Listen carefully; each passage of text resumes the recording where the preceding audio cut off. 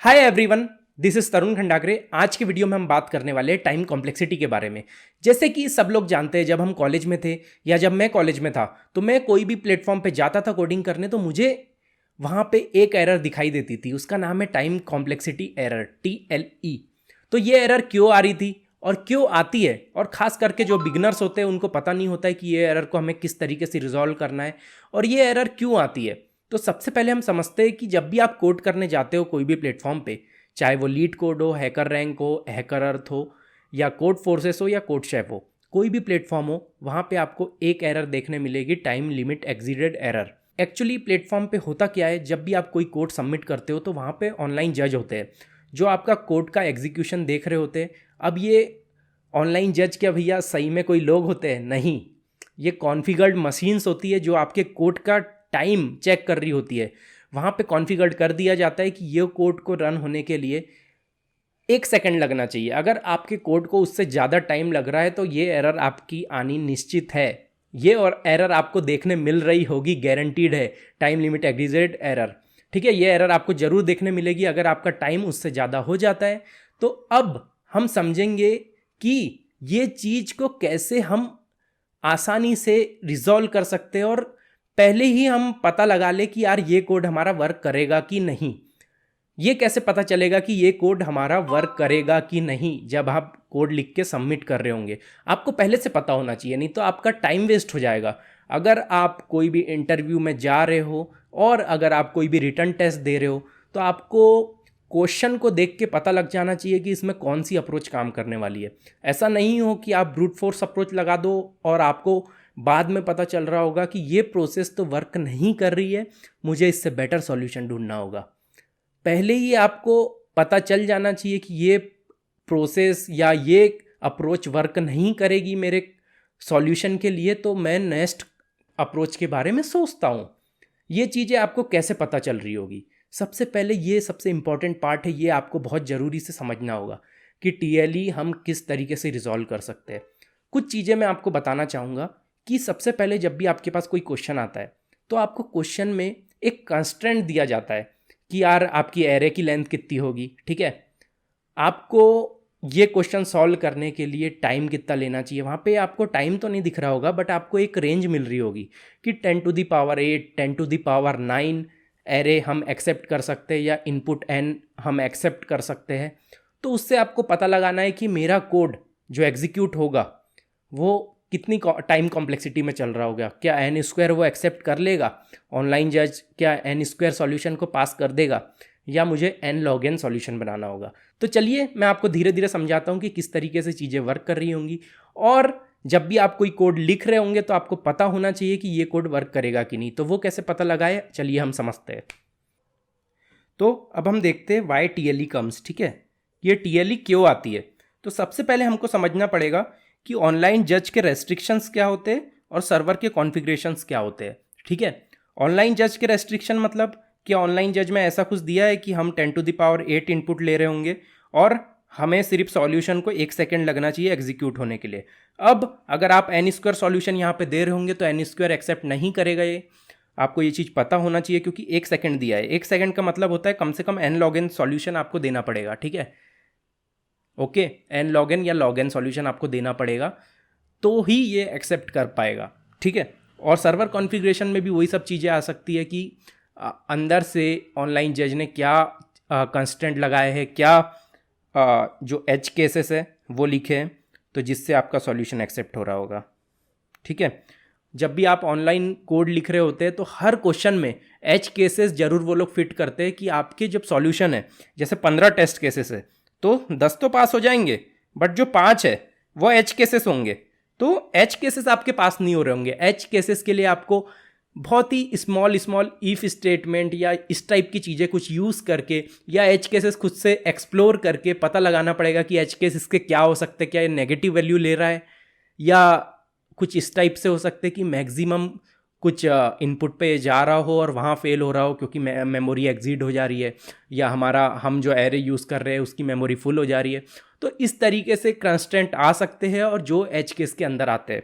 ठीक है, अब हम कुछ वैल्यूज़ हैं हमारे पास कि कॉम्प्लेक्सिटी की वैल्यूज़ क्या रहेगी, तो आपका कौन सा सॉल्यूशन एक्सेप्ट हो रहा होगा। ठीक है, अगर 10⁸ बोला है, आपको कोड में लिखा है वहाँ पे कि हम 10⁸ तक इनपुट ले सकते हैं। ठीक है, तो ये बॉर्डर केस हो गया कि O ऑफ n आपका चल भी सकता है और नहीं भी चल सकता है। ठीक है, O ऑफ n एक अच्छा कोड माना जाता है।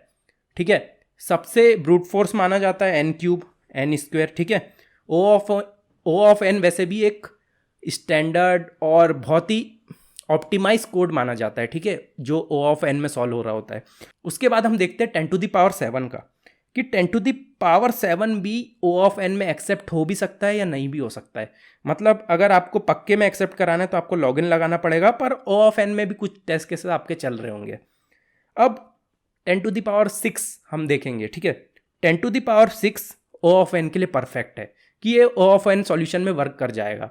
ठीक है, बट O ऑफ n² नहीं चल रहा होगा इसमें। ठीक है, तो आपको ये चीज़ याद रखना होगा। उसके बाद हम देख सकते हैं 10⁵, तो जो 10⁵ है वो n log n आपका एक्सेप्ट कर रहा होगा। ठीक है, ये n log n ले लेगा आराम से सॉल्यूशन, और n² में भी कुछ half of the test case आपके पास हो सकते हैं। तो half of the test case आपके यहाँ पे पास हो रहे होंगे। उसके बाद 10⁴ है, मतलब 10⁻, इतना 4 ज़्यादा नहीं होता है। 10⁻ कितना होगा, 4 4 0। ठीक है, इतना मतलब 10,000 तो यार कोई भी एरे एक्सेप्ट कर लेगा। कोई भी आप n² भी लगाओगे तो आराम से चल जाएगी, क्योंकि 10,000 नंबर कम होता है इन ए कंप्यूटर एग्जीक्यूशन में हम बात करें तो। ठीक है, तो ये आराम से आपका चल रहा होगा, इसकी कॉम्प्लेक्सिटी n² है और आराम से आप इसको सॉल्व कर पा रहे होंगे। वैसे ही 10⁻2 दिया है तो n³ भी आपका चल जाएगा। अगर कोई सॉल्यूशन है जिसमें आप n³ वाली अप्रोच लगाते हो, मतलब 3 फॉर लूप आपने लगा दिए धड़ाधड़, कि यार मैं तो 3 फॉर लूप की हेल्प से सॉल्व कर रहा होगा। ऐसे आपने जब स्टार्टिंग में क्वेश्चंस किए होंगे, जब आप बिगनर होगे तो आप 3 फॉर लूप लगा देते होंगे कि यार क्या होता है, लगाते हैं। बट ये सब चीज़ों में भी प्रॉब्लम आती है, तो आपको कभी भी स्टैंडर्ड सॉल्यूशन सोचना है। 3 for loop, 2 for loop neglect करो। अच्छा सॉल्यूशन सोचो जो 1 फॉर लूप या मैक्सिमम n log n में हो जाए। इस तरीके से अप्रोच आप शुरू से फॉलो करोगे, सोचोगे ऐसे सॉल्यूशन के बारे में, तो आपके लिए ईजी हो जाएगा। कोई भी इंटरव्यू निकालना, ऑनलाइन प्रैक्टिस करना, ऑनलाइन सबमिशन करना, ये सब आपके लिए ईजी हो रहा होगा। उसके बाद हम 10⁹ देखते हैं। तो 10⁹ ये बहुत ही फेमस है यार। ये मतलब कोड शेफ के हर क्वेश्चन में 10⁹ आपको लिमिट दिख रही होगी। जब भी आप कोई भी इंटरव्यू दे रहे होंगे, ठीक है, इंटरव्यू तो नहीं, जब भी आप कोई रिटर्न टेस्ट दे रहे होगे कोई भी कंपनी का, तो 10⁹ वाले क्वेश्चन बहुत ज़्यादा आपको देखने मिलेंगे। तो इसमें यार आपको गारंटीड होता है कि आपको n log n वाला ही सॉल्यूशन चलेगा। अगर आपने ON वाला भी लगाया ना, अगर आपने ON वाला भी लगा दिया, ठीक है, तो ON वाले में कुछ टेस्ट केसेस तो आपके पास हो जाएंगे और half of the test case आपके नहीं चल रहे होंगे।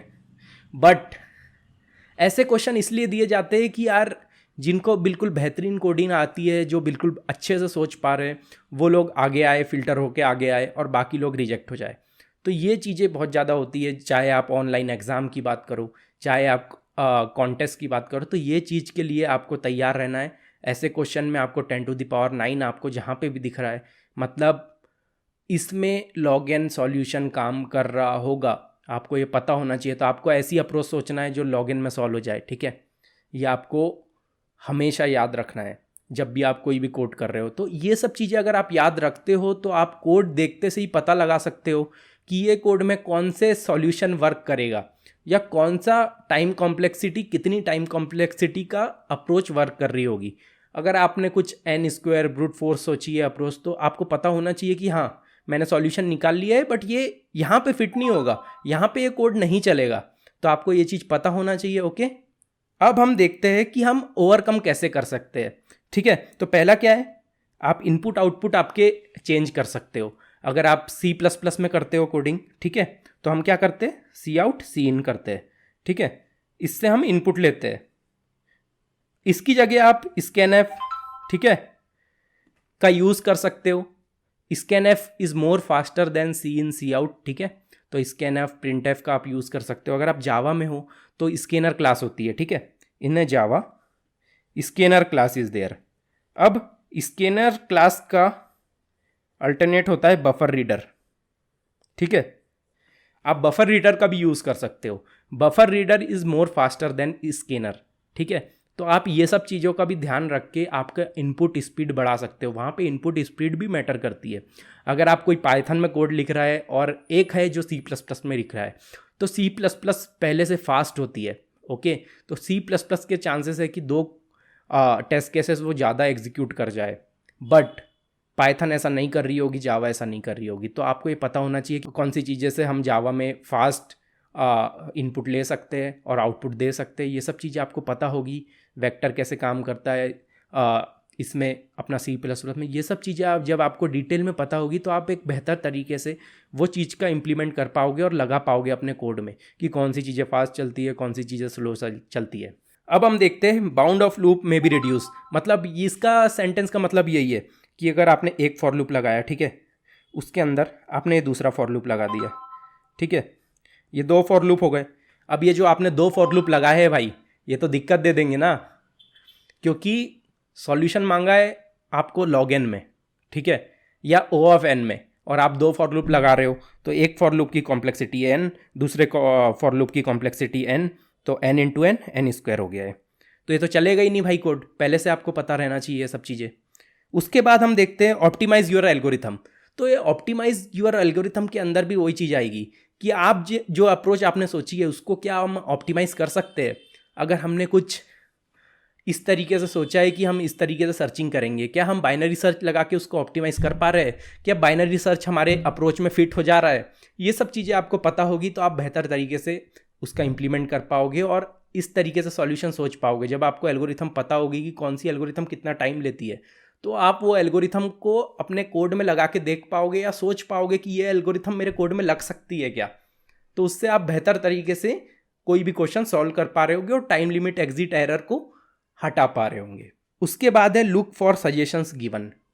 मतलब इसका मतलब यही हुआ कि आपको थोड़ा और सोचना है कि अलग अलग अप्रोच से आपको सोचना है कि मैं कुछ और बेहतर तरीके से इसमें कर सकता हूँ क्या, या मैं कोई एल्गोरिथम इसमें फिट कर सकता हूँ क्या, ये कोड में मेरे कोड जो है उसमें क्या कुछ अच्छा फिट कर सकता हूँ क्या। ये सब चीज़ें जब आप सोचोगे तो आप एक बेहतर तरीके से कोड लिख पाओगे। और ये आपको कोड लिखने के पहले सोचना है, ओके, क्योंकि कोड आप बार बार लिख नहीं सकते। वहाँ पे हाफ एन आवर का टाइम होता है, उसमें आप कितने कोड लिखोगे। अगर आपने पहली अप्रोच लिख ली, वो गलत हो गई आपकी, फिर आपको मिटा के दूसरी अप्रोच लिखना पड़ेगा, जिसमें आपका एक ही क्वेश्चन हो पाएगा, दूसरे क्वेश्चन पे आप जंप भी नहीं कर पाओगे। यही प्रॉब्लम होती है बहुत सारे स्टूडेंट के साथ। जब भी वो रिटन टेस्ट दे रहे होते हैं, इंटरव्यू दे रहे होते हैं, या कोई भी कॉन्टेस्ट दे रहे होते हैं। तो होप आपको ये चीज़ समझ में आई होगी कि ऑनलाइन जजेस किस तरीके से आपका एग्जीक्यूशन टाइम चेक कर रहे होते हैं, स्पेस कॉम्प्लेक्सिटी चेक कर रहे होते हैं। जो भी मैंने आपको बताया उसको आपको ध्यान में रखना होगा जब भी आप कोडिंग कर रहे हो। ये सब चीज़ें पढ़ना बहुत इंपॉर्टेंट होता है। कोड लिखने से ज़्यादा उसको समझना, उसको पढ़ना, उसमें क्या कंस्ट्रेंट दिए है, उसके एज केसेस क्या हो सकते हैं, ये सब सोच के अगर आप कोड लिखोगे तो आप बेहतर तरीके से लिख पाओगे। चाहे आप कोडिंग कर रहे हो, चाहे आप कंपनी में काम कर रहे हो, कुछ भी कर रहे हो आप, अगर आप सोचते बेहतर हो तो आप कोड बेहतर लिख पाओगे। और ऐसा भी होता है बहुत बार यार कंपनीज़ में तो कि सोचना बहुत ज़्यादा इंपॉर्टेंट हो जाता है, क्योंकि आप अगर सोचोगे नहीं एक बार अच्छे से तो आपको बार बार जब आप कोड लिख रहे होंगे तो अल्टरेशन करना पड़ेगा, बार बार इटरेट करना पड़ेगा, कोड को बार बार हटाना पड़ेगा, कुछ नई अप्रोच लाना पड़ेगा। इसलिए ही सब एज केसेस, टेस्ट केसेस आपको पहले सोचना होता है कोड लिखने से। ये बहुत ही इंपॉर्टेंट होता है, चाहे आप प्रोडक्शन में काम कर रहे हो, चाहे आप कंपनीज़ में कोई प्रोजेक्ट पे काम कर रहे हो, जो भी आप काम कर रहे हो, सब चीज़ों के लिए ये बहुत ज़्यादा इंपॉर्टेंट होता है। तो होप आपको ये वीडियो अच्छा लगा होगा। तब तक के लिए मिलते हैं नई वीडियो के साथ, तब तक के लिए टेक केयर, बाय बाय, सी या, हैव अ गुड डे।